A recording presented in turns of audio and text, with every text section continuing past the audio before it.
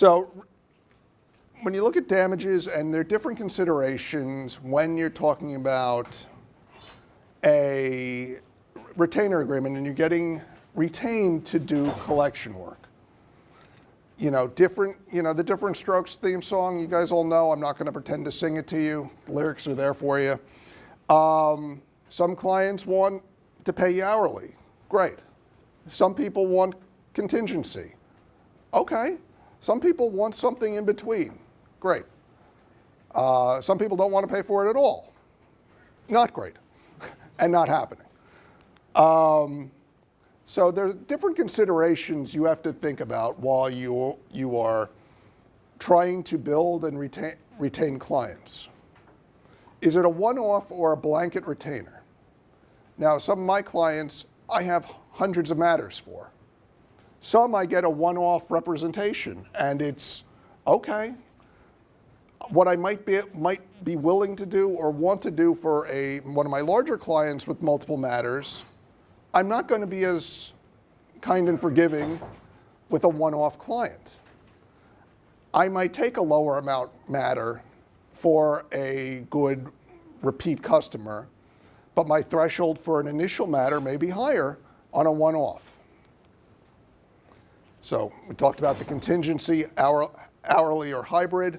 My normal contingency rate is 33.33%. I ask for costs to be covered ahead of time in a retainer agreement. Hourly depends on the client or matter.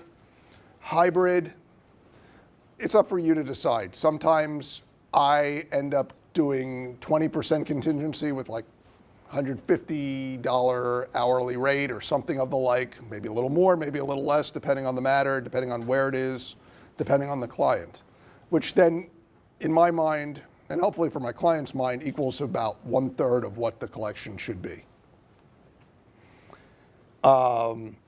So again, different types of clients and different types of debt.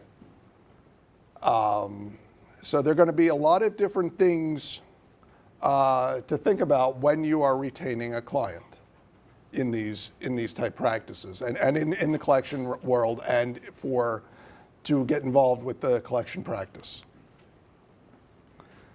So some of the things, is it a large corporate client with large collectibles, 5-6-figure collectibles, or a large company with numerous smaller collections? Is it a small company with small collections? And again, does the client want a billable rate? Sometimes they don't want, sometimes if it's a high, 5-figure, 6-figure collectible, maybe they don't want to give up 1/3 to collect on a judgment. I get it. But then they're going to be mad if it takes a while to collect, all of a sudden it's an ongoing billable event, no matter if you collect or not. If the client thinks a letter from an attorney will work, they'll probably go billable. They'll probably want to go that route. Or a minimal draft the complaint and we'll negotiate and go from there. But it all depends on the matter, depends on the client.